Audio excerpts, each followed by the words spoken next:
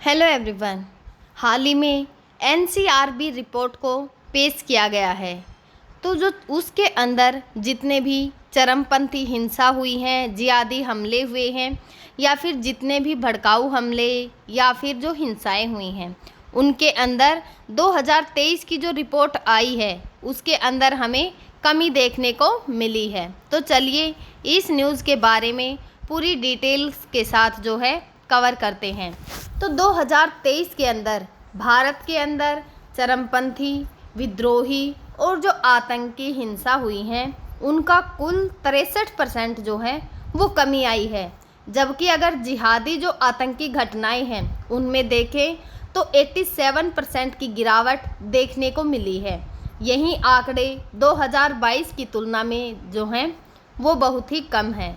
और जो देशव्यापी सुरक्षा के जो प्रयास हैं उनकी सफलता को यह दर्शा रहे हैं कि हमारी सरकार के द्वारा देश की सुरक्षा के लिए जितने भी प्रयास किए जा रहे हैं वो सफल होते हुए दिखाई दे रहे हैं। हमने जो है इसके अंदर नीचे जितने भी आंकड़े हैं उनको कवर किया है। तो चलिए जानते हैं कि जो मुख्य आंकड़े देखें 2022 बनाम 2023 यानी कि 2022 के कंपैरिजन में 2023 के आंकड़े देखें हिंसाओं के, तो जो कुल चरमपंथी हैं और जो आतंकी घटनाएं हैं 2022 के अंदर हमें 446 मामले जो हैं वो देखने को मिले, जो कि 2023 में घटकर 163 रह गए हैं। तो इसी प्रकार से यह 63% की जो कमी है उसको दर्शाता है कि 446 से 163 हो गए। तो यह संख्या जो है वो कम नहीं है, यह संख्या बहुत अधिक है, जो कि हमारी जो सरकार है उसकी सफलता को दर्शाती है। इसके अंदर जितने भी वामपंथी उग्रवादी हैं और जिहादी हैं, आतंकवादी हैं या फिर जो पूर्वोत्तर विद्रोह जो हैं वो शामिल हैं। यानी कि जो पूर्वोत्तर के अंदर कुकी और जो मैत्री जनजातियां हैं उनको लेकर जो विद्रोह हुए हैं वो भी इसके अंदर शामिल किए गए हैं। और जो जिहादी आतंकी हमले को देखें 2022 में 126 मामले थे, जो कि 2023 के अंदर केवल 15 रह गए। तो यह 87% की जो कमी है इसके अंदर हमें सबसे तेज़ी से जो गिरावट है वो देखने को मिली है। और इससे जुड़े जितने भी मामले हैं उनके अंदर 58% की जो कमी है वो देखने को मिली है। और इनमें जो पीड़ित हुए यानी कि जितनी भी घटनाएं हुई हैं, चाहे आतंकी हमले हों या हिंसाएं हुई हों, तो उनके अंदर हमें जो पीड़ित हैं उनकी संख्या कितनी देखने को मिली है। तो जो नागरिक हैं या फिर जो सुरक्षा बल हैं उनके संयुक्त हताहत 2022 के अंदर हमें 118 देखने को मिले थे, जो कि 2023 के अंदर घटकर 103 हो गई हैं। हालांकि जो सुरक्षा बल हैं उनकी मौतों में 50% की जो है वो वृद्धि हुई है, क्योंकि जो ऑपरेशन हैं उनकी कमी के बावजूद चरमपंथी ही जो हैं उनकी मौतें 54% तक घटी हैं। यानी कि अगर 131 थी तो वह 60 तक जो है वो रह गई हैं। जो आत्मसमर्पण देखें तो 2022 में 417 जो चरमपंथी हैं उनके द्वारा समर्पण किया गया, जो कि 2023 में घटकर 318 रह गया है। यानी कि इसके अंदर भी 23% की जो कमी है वो हमें देखने को मिली है, जिसमें 316 वामपंथी उग्रवादी भी शामिल थे।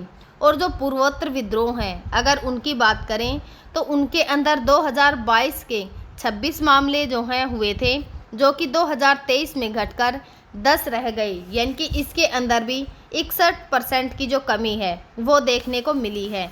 और इनमें 85% जो मामले हैं वो अवैध गतिविधियों के अंतर्गत जो हैं वो आते हैं।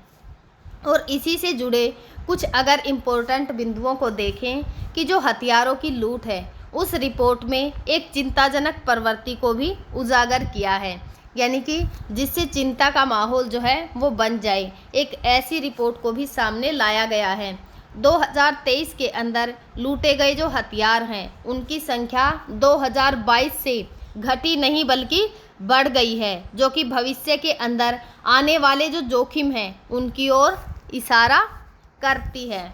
और इसके जो क्षेत्रीय प्रभाव हैं कि जो पूर्वी या फिर जो पूर्वोत्तर राज्य हैं उनमें शांति की स्थापना में प्रगति हुई है, लेकिन जो समग्र अपराध है उसकी दर में 7.2% की वृद्धि जो है वो देखी गई है।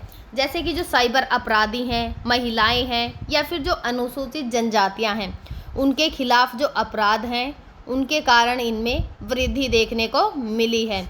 तो इससे रिलेटेड हमें जो सकारात्मक पहलू दिखते हैं कि इनके अंदर कुल हत्याओं में 2.8% की जो कमी है वो देखने को मिली है, यानी कि 27,721 जो मामले हैं उनके अंदर हमें 2.8% की जो कमी है वो देखने को मिली है। लेकिन जो साइबर अपराध हैं उनके अंदर 68.9% की जो धोखाधड़ी है उससे जुड़े हुए मामले सामने आए हैं।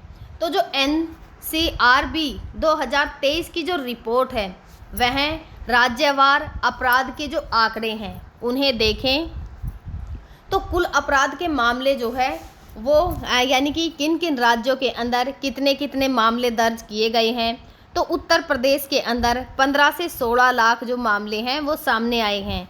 महाराष्ट्र के अंदर 8 से 9 लाख मामले सामने आए। दिल्ली के अंदर 4 से 5 लाख मामले सामने आए। राजस्थान में 3 से 4 लाख सामने आए और इसी प्रकार से मध्य प्रदेश में 3, तेलंगाना में 2 से 3 लाख के बीच में जो है वो मामले सामने आए हैं।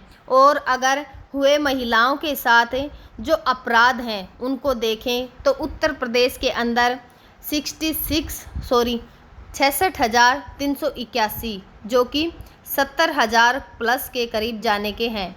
और जो महाराष्ट्र है उसके अंदर 47,101 मामले, राजस्थान के अंदर 45,450 मामले, पश्चिम बंगाल के अंदर 34,691 मामले और मध्य प्रदेश के अंदर 32,342 मामले, तेलंगाना में 25,000 प्लस, हरियाणा में 20,000 प्लस, उड़ीसा के अंदर 20,000 प्लस और दिल्ली के अंदर 15,000 प्लस जो महिलाओं के खिलाफ आपराधिक मामले हैं वो सामने आए हैं।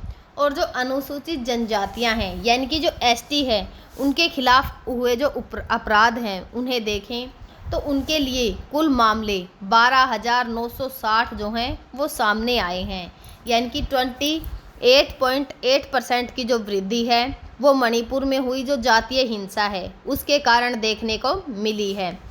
तो जो मणिपुर है उसके अंदर 3,399 मामले सामने आए हैं जो कि 200 प्लस की वृद्धि को दर्शाता है। और मध्य प्रदेश के अंदर 2,858 मामले सामने आए जो कि मामूली हैं। और राजस्थान के अंदर 2,453 मामले सामने आए जो कि वहाँ पर होने वाले जो हिंसा हैं या फिर जो अपराध हैं उनकी कमी को दर्शाता है।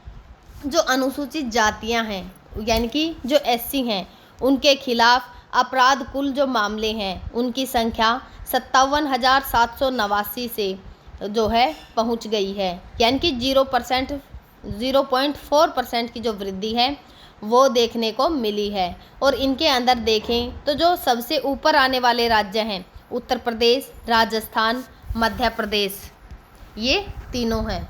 और जो साइबर अपराध हुए हैं उनकी बात करें तो तेलंगाना के अंदर 18,236 मामले, कर्नाटक के अंदर 15,000 प्लस मामले, उत्तर प्रदेश के अंदर 10,794 मामले, गुजरात के अंदर 1,995 मामले।